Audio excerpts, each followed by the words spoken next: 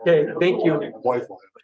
So I'm going to call to order this Cottonwood Heights Community Development and Renewal Agency work session for today, Tuesday, July 18, 2023.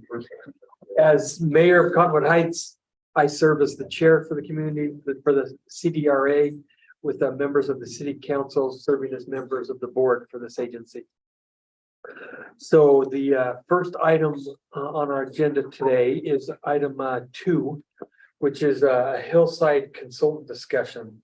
And so this has been an important process that we've been going through for quite a while now. Many of the councils participated that we're grateful for. And anyway, I'm going to turn the time over to our Community and Economic Development Director, Mike Johnson, who's going to give an update. Did we ever hear back, Mike? No. Okay, so we're not going to be able to. I can give you a pretty good update. Okay, yeah, let's have you do that. I feel like I'm talking a lot lately, so We like that. That's okay. We'll keep going. So I thought it'd be good to walk through kind of the full consultant selection process that we've been through. Typically, this happens, for smaller projects. This just kind of happens between staff at Wasatch Front Regional Council, who is usually who we're procuring these grants through, and staff at the city. But this is a big project, and I want to just be open and make sure everyone understands kind of what we've been through to date to get to where we are in the final steps of selecting a consultant that will kind of take this and guide this whole project moving forward. So we had originally submitted grant funding to Wasatch Front Regional Council in December of 2022. And I think this was during due diligence for the purchase of the center. But regardless of which way the transaction went, we knew we needed a master plan for that area because it was a hot topic at the time. We were awarded, they said a very easy award because they love the projects that lead to direct implementation of kind of land use principles, and they get to see that implemented quickly. So we were awarded $180,000 in grant funding out of WFRC's Transportation Land Use Connection Fund. Unlike some other funds through WFRC, these funds are available almost right away. There's a couple month lag time between award and getting the money. So the money's in place. We don't have to wait. We're in the process now.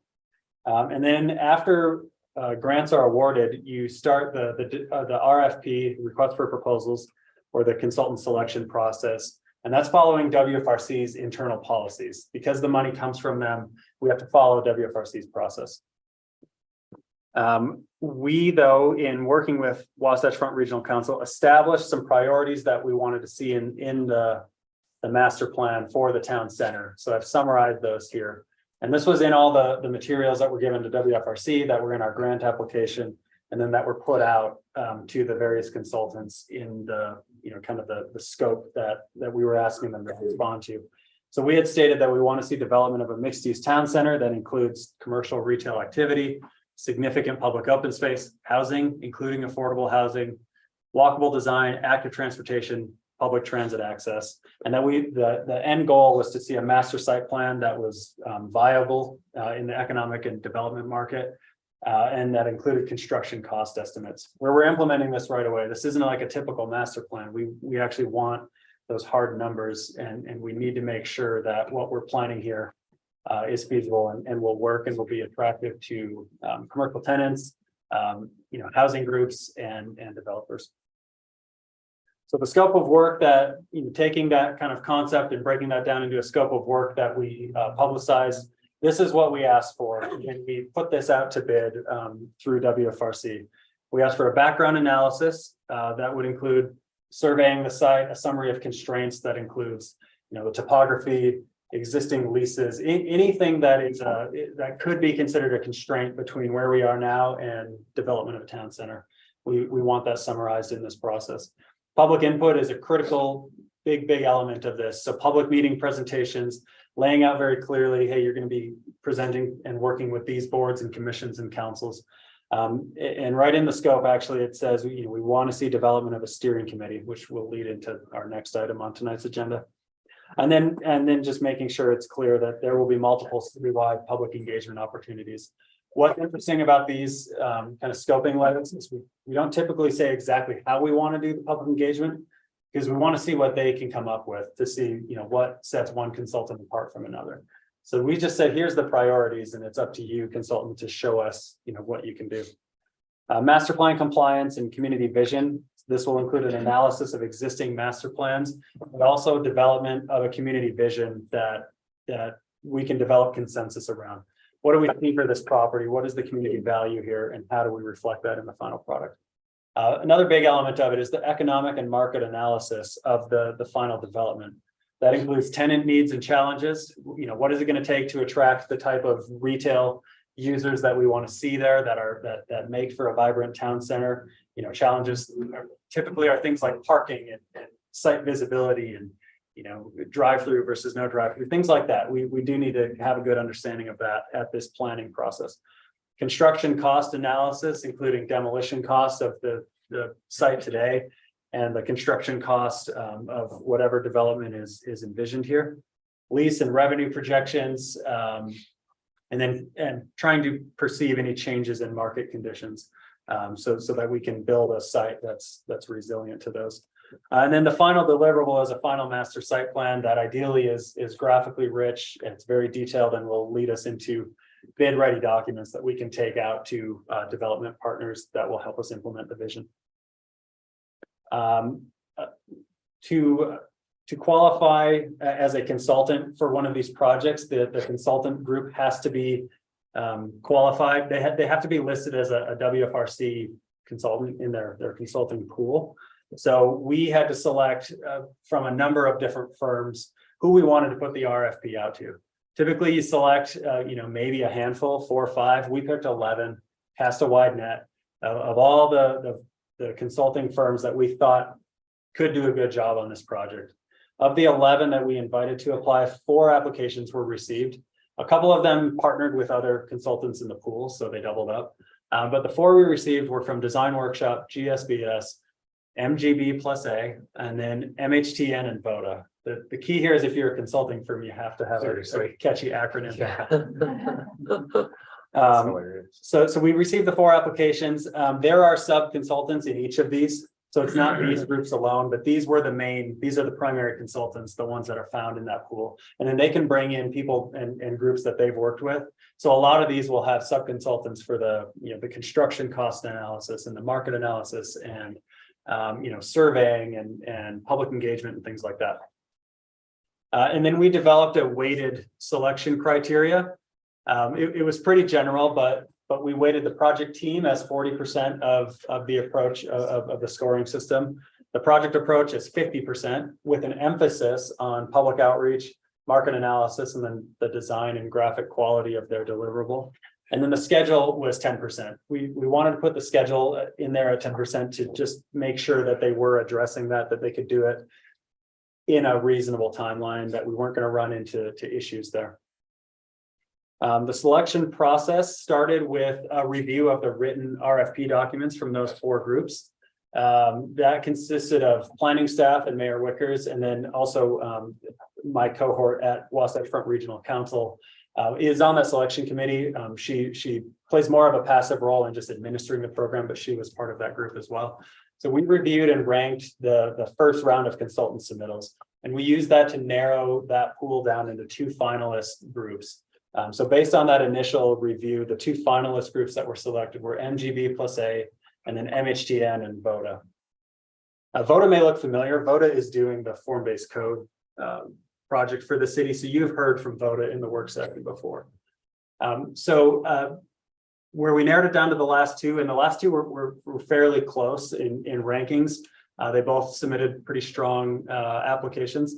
We scheduled some in-person interviews with these groups, and we didn't say they needed to bring all their sub-consultants. We didn't really give them a ton of direction other than, hey, we want to meet with your project team, and here are some questions we're going to ask you, so gear your presentation around this. Those interviews were held last week. So that was the same planning staff, Wasatch Front Regional Council, Mayor Wickers, and then Councilmember Burrell were all part of those interviews. They were 2 interviews on 2 different days, and they were each an hour long. And helped us get even a better sense for what each of the consultants brought to the table. And so we held those with those 2 firms. The preferred consultant has been finalized, but they have not all responded. So I can't say who it is in this meeting. But we will announce that as soon as we've gotten confirmation that the preferred consultant has been notified and has received the message, and then that the consulting group that was not selected has also confirmed that they got that message. We don't want to get in front of that WFRC process. But the plan is to have that group and the project team come to a city council meeting or a CDRA meeting, probably in August sometime, to introduce themselves and kind of lay out the vision for the process of going about this master plan. But the goal here is going to be to jump into this as soon as possible. So that's what I have on the background, how we've come to where we are today. And then, it'll be really heavy into this starting this fall, probably here next month. Hey, Mike, I want to add my thanks to all 4 groups that submitted applications. Yeah. That through the RFP process. We with fine detail went through every one of them. They all put forth a lot of work and great people. It was actually a really hard decision. And but I was really appreciative that these groups came forward, and I'm really excited with where we're going to go from here on this. So. And at one of the August meetings, and we'll determine that when they do come in and meet with you, it's probably going to be on the 15th, because once they finalize contracts, that'll be an opportunity for you, obviously, to get to know them and their capabilities. But I'm also hoping that we can really start rolling up our sleeves and start giving them some input. Yeah. Let me ask when the council wants to see the steering committee formulated. I think that for them to feel a real sense of ownership, they should be in these presentations at the point that the consultant, really launches. That's our very next item Okay, on the super. agenda. One caveat is we do have to finalize a scope, a working agreement. So the final consultant, I don't anticipate any issues with this. We've been very clear about what we're after here, but it is pending signing that last technical document. So pending any hangups there that are unanticipated will be. That's why it's probably August 15th before Yeah. you see them, just to give some time to address that. Questions, comments from the council? I'm excited to dive in. This is an exciting project. Yeah. So would you like to, oh, sorry. So go ahead, yes, Mayor. did you Sorry, have I didn't mean to jump ahead. No, that's okay. So item 3, Councilmember Brown, your impression on this, so is the Hillside Steering Committee discussion. So this was, and let me preface this with a couple of things. So the community played a big part in where we are today. And I think every one of us have listened to what the community has wanted. And so for us to get to this point and then ignore them is the exact opposite of what we do now. We want to involve them even more specifically in what we want to do, start going forward. So the formation of this, and will have some interesting facets to it, but and that's what we're going to talk about. And so, do you want to start, Tim? Is that there? I've got one overview slide. I need just 2 minutes. Okay, perfect. Let's go to Mike first. Typically, this is just steering committee, just best practices. This is very general, just to lead you in and give you some information. We've done a couple steering committee projects before. The top 2 pictures are from the Fort Union master plan process. And then the bottom one's from the Wasatch Boulevard master plans. The steering committees looked very different, so they can be very flexible and catered to the specific project we're working on. But we do have a little bit of experience in this, and I think in both cases, they really did create a much more beneficial outcome, having that investment and involvement early on. Just some best practices, steering committees in general. Some things to keep in mind is we'll want to establish a regular meeting schedule, so they have an expectation of when they're going to meet, preparing for meetings, agendas, things like that, so they know what they're going to come forward and talk about. Establish a clear committee role. So they know exactly from day one what their involvement is going to be and what their role is going to be. That includes educating the committee on the project scope and the desired outcome, kind of what we just went through here, but probably in even more detail with the full consultant group. The steering committee makeup, this is a broad bullet point, but typically with any committee, you want to limit the size to a reasonable number.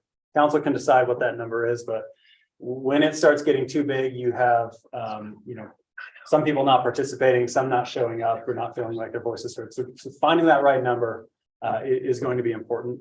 geographically representative of each council district, again, in the balance that the council sees reasonable. Hopefully, and this is the approach we take with any board and committee member that's appointed in the city, that they're open-minded, they're collaboration-oriented members, willing to really get in and roll up their sleeves and become advocates of the project and the process. Because then they take that to their neighbors and they help this the public engagement side of this be much more effective. And then consistent participation and attendance. It doesn't help to have a steering committee if they don't show up to meetings, obviously. So, and then the only other thing here is, I think there is some benefit in maybe formulating some ideas of what the steering committee is and who could be on it. And then also hearing from the public engagement side of the consulting team, who I believe has a lot of experience in other places working with similar steering committees, to get their recommendations on what a steering committee should be and what its role is before, finalizing that and then moving forward. So I see it, and this is a great synopsis. We need your direction on how you want it formulated. It would be a CDRA steering committee. Once we identify the individuals and we can talk about that process, we would probably want you to formalize it in a CDRA meeting as these are the steering committee members that are appointed. So I think what we need is your direction on number, on how we look at selecting those. I mean, there's some options that you could look at related to the districts, having each of you provide recommendations of 2 or 3 names that we can reach out to. That's what we want to discuss right now for the next few minutes, is kind of what your thoughts are and how we want to formulate that. And How many staff are going to be involved? staff members. Is it just Mike? or Well, I are we mean, gonna have, that's, like, we're gonna 6? decide that as well. So let's remember one thing. So you mentioned the the consultant has engaged a public engagement specialist who we were really impressed with. And so they'll want to have some input. So maybe I think still we need to talk about what we see, and then maybe listen to their input, and maybe we even make changes after that. But I do want to talk about some specifics, like Scott just mentioned, staff. Part of the meeting that works is you don't have, if you get 8 or 12 citizens and then you have 25 other people there, that doesn't balance. That's why I was curious to have. So it's not just staff, I guess it's the consultant people as well. So to answer your question on that, staff will obviously be facilitators in the process. We'll probably have community economic development staff involved with that, maybe even public works and myself possibly involved, but a lot of the staff role will help in facilitation, with someone like Mike being a member of the committee or myself or something. Typically, you have a technical committee that's doing the providing data and doing some of the the real technical stuff. Sometimes separate from, that's usually a smaller group separate from the steering committee, and you take that data and you put stuff together and you do the work, and then you bring it to the steering committee for feedback. So there will be multiple working group kind of organizations here. Technical as in what? Public works, something like that? It can be, hey, we need GIS data. Hey, we need, information on utilities in this area. It's going to depend, but it's going to be in that background data collection process of If summarizing. you do X, how many car trips does that generate? Yeah. That would be it. Suggestions. Yeah. The 2 of you have obviously been in those meetings. What are your suggestions? One of the bullet points was we want the entire city to be involved. So Agreed. even though this is in Sean's district, and perhaps we have maybe 1 or 2 more from District 3, but we want representation from the entire city. So I would say we maybe decide on a number of what we think for each district. Maybe we add 1 to District 3. Maybe we don't. Maybe the council feels differently. Maybe we'll get Sean's opinion too. But my initial impression was 2. But tell me your thoughts. Well, I'd like to make a comment. I've studied the various master plans that have been implemented adopted for Cottonwood Heights City. One of the great plans is the Fort Union Boulevard Master Plan, in my opinion, and it had a steering committee of 42 residents. Now, I was not one of those residents. I did not follow that process. I don't know, I'm sure the staff, I think this predates your time here, right, Tim? But I thought that the product that came out of the Fort Union Boulevard Master Plan was very representative of the residents. And so while I'm not necessarily advocating, we have 42 residents as there was for the Fort Union Boulevard Master Plan, I very much want to see this with a strong, diverse resident input. I know in my district, I've started to sort out some of the people that I think would bring great perspectives, who have lived in the area, who have need structures that are, sorry, men, but different than a male perspective. So I'm very supportive of having a minimum of 2 people from each district. And I also am in favor of letting this be largely by the discrimination of the council members.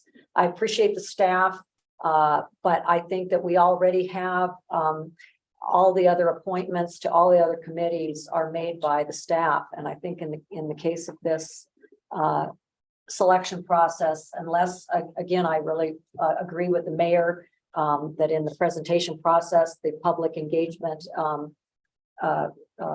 company was actually a separate consultant, was very strong, and I want her input. But at this initial stage, I would really like to strongly suggest that each of us that represent our districts, we know the citizens that live there, and I think we should be able to put forward names toward this without them necessarily being scrutinized or the selection process going to the staff versus. I think that's an interesting concept. Let me get your opinions. Discourse. I think for the actual steering committee, I wouldn't see more than 9 people, or maybe that 9th person, the tiebreaker, be the 3rd person from District 3. But that would also allow that steering committee to hear from a larger group in, in certain periods of time without being too disruptive to the decision making that's being conveyed there with that 9, that pocket of 9. What do you think of the council? Your microphone isn't on. I was wondering why your It was on voice seemed purpose so in case I soft. said something wrong. Oh, What do you think about specifically the council member and each council appointing rules? I'm kind of on the fence on that. I think that there's probably residents that we don't know that have a pretty strong voice. We don't know everybody, but it's kind of like all the committees and boards and stuff I serve on. It's always the same 10 that show up. Can we, and to have a diverse voice, you have to bring in some people that haven't had that voice before, but are familiar with the process, familiar with what's going on, and have the energy and desire to be a part of it, not just to be sitting on the steering committee, but to actually be productive participants in this process that's taking place. Those are great thoughts. Councilmember Holden.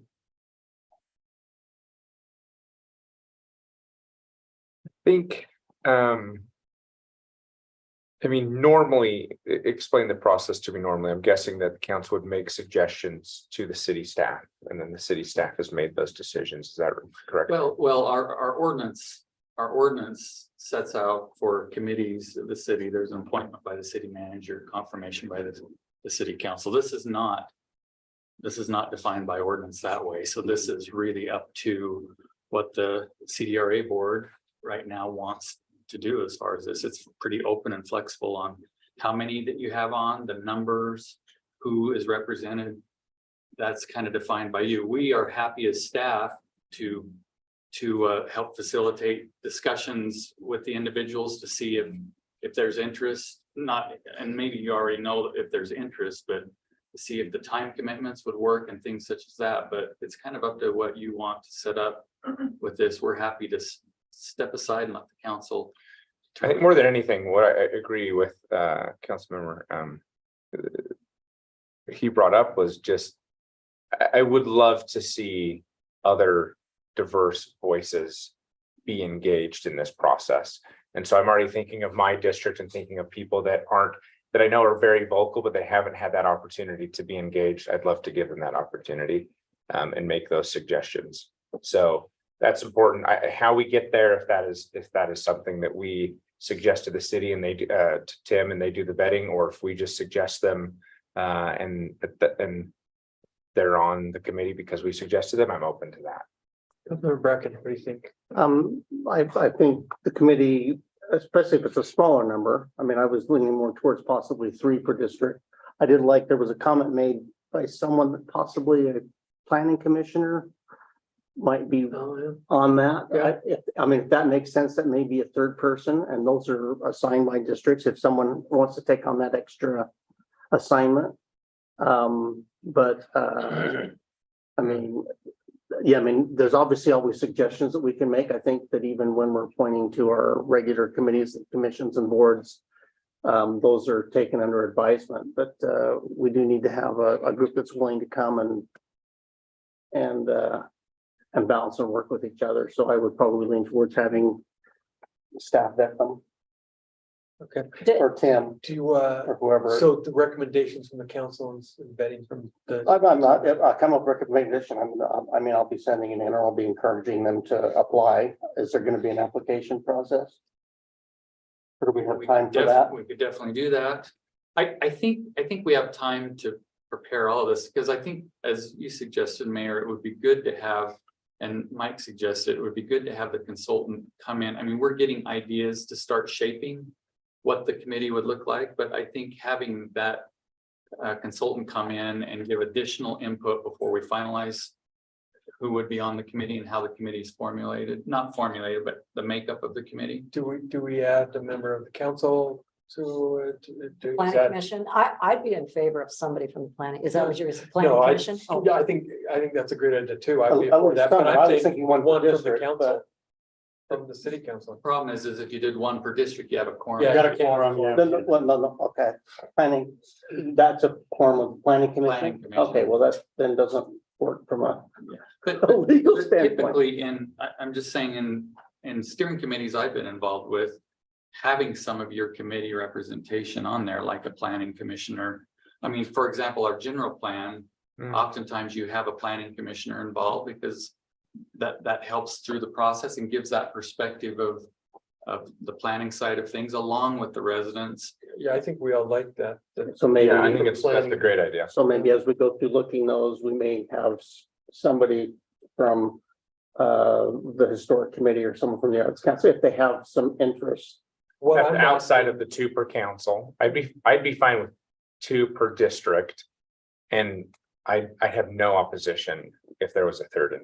What I'm asking is a member of the city council being on the steering committee. Is that something that? My line is, we're gonna get our say on it eventually.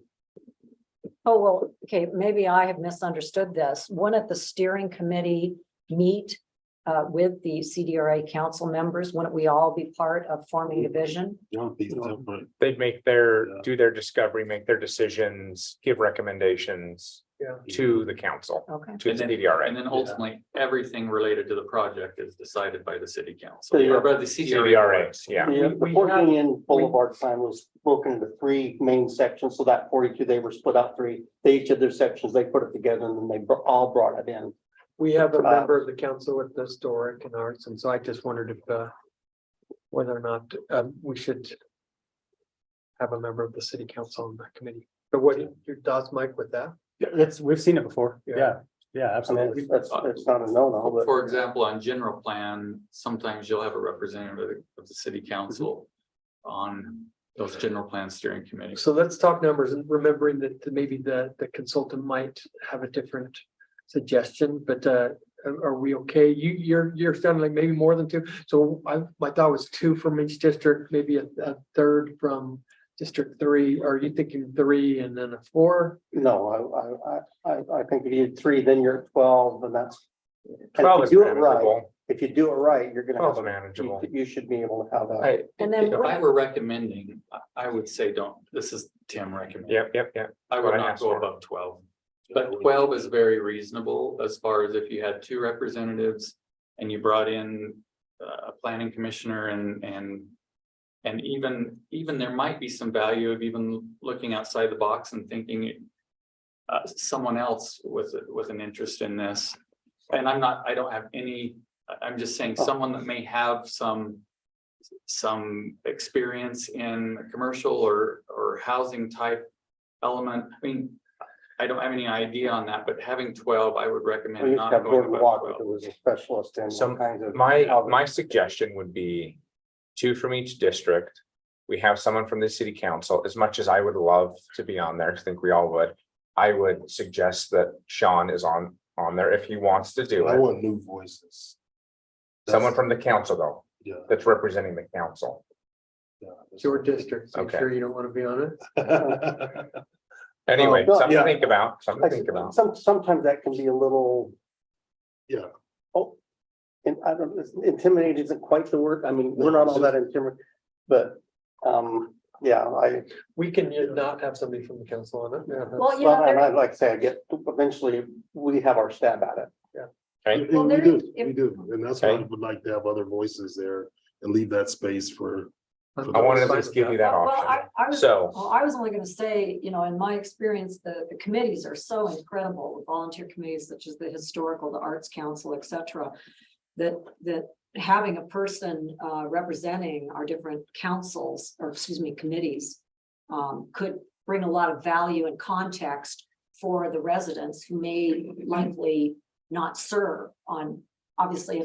If somebody was selected from a given district and they're already serving on, for instance, the historical committee, well, then that would tick the box for the historical committee. But I'm just amazed every time I meet with those people on the historical committee, like the depth of knowledge and the vision that they have, both of the past and going forward, and how to keep this richness that our history, you know, I think when we, anyways, so I would like us to entertain, and again, it may come, the direction may come once we get the public engagement firm and them saying, well, you know, this worked great in Mill Creek, or this, we tried this in Holiday and we found, because again, you know, 12 seems like kind of a modest number, but maybe that is the right number. But I like everybody's pointed out, I just really want to see as many diverse perspectives. So this is really, let me ask you a quick question. Could you have somebody that serves on the committee? And will they actually take a vote? They'll have an actual vote that is a suggestion, that is a formalized suggestion to the council, to the Yeah, CDRA. we would want recommendations, and so that would mean, and we're gonna have to, and we'll work with Shane and Mike on this process, but we would want formal recommendations. So with We getting want new consensus. voices, could you have 12 individuals and you have somebody from a planning commission or some from these others that are almost in an advisory as somebody who's spent a lot of time on these things, but they don't vote, An ad hoc role. an ad hoc role of sorts that they can say, you know, from a historical perspective or whatever, because I'm all with what Sean was saying. Some new voices and giving those people, there's a lot of residents that are pretty brilliant people, and let's give them the opportunity to take part in this process. And I would not want to just repurpose people that are already on committees, other than I do agree, they've got some amazing perspective, and I wouldn't want to lose that or give the people on that committee, rob them of the opportunity to learn from those, what I would call experts that have spent a lot of time on those issue areas. Let me just give you an example of this. On our Parks, Trails and Open Space Committee, we have the committee made up of individuals. We have Ben Hill on that committee. Ben Hill is an important resource in those meetings as the Parks and, or the service area, recreation service area executive director. He provides valuable insight to that. Having an ad hoc member that can provide that valuable information, but maybe not be a voting member, that's definitely something that we could define. Yeah. I'd be open to that. Process. Yeah. Yeah, I like the idea of having someone from one of the councils there. I mean, I think of the art council. I don't think of the stuff that the arts. No, council you don't. people That's why think you, of. Yeah, it's just not a part of my DNA. And I think it's really valuable to have those types of voices around the table. I think that's why the Fort Union one came out as well, because there was a good chunk of people with diverse ideas, and they all ended up kind of being, the three separate ones meshed together really well.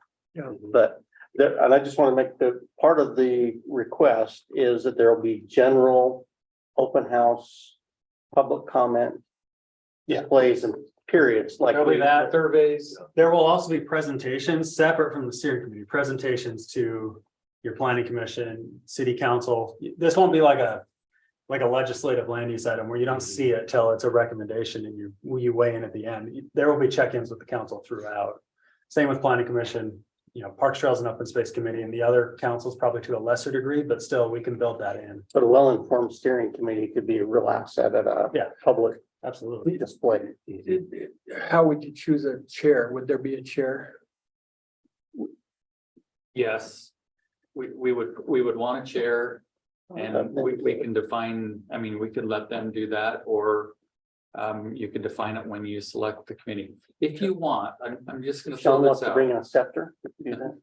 If you want, based on the input that you've given so far, we could start fleshing out some parameters that you've given right now on the input and start putting together a draft document on the makeup of the committee, how the committee would be run.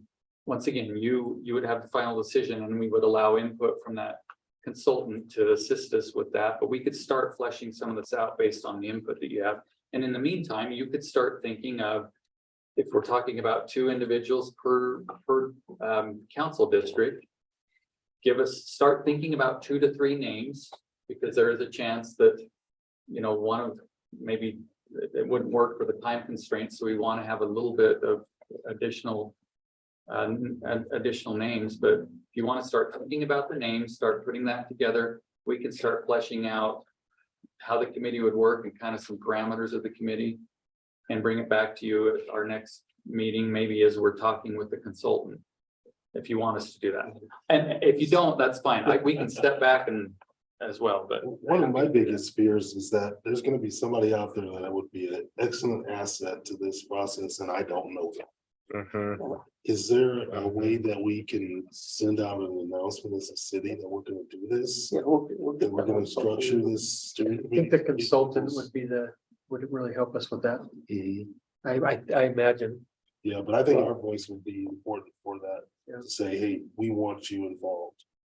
Well, we can even do social media posts. If anybody's got any hint of an interest in doing this, let us know. I mean, we only had 300 people show up to a meeting when there was And if we, any intent on and the if we have to property. go and vet 300 people and sort them out by address and we're all okay, then. 90% of those will be from District 3, so I don't know what you guys. We'll pick from the gold nuggets in our own area. Yeah, that's what I was gonna say, but so Mayor, I think going along with what you said, Councilmember Newell, maybe the next couple of meetings, we shape the parameters of the committee.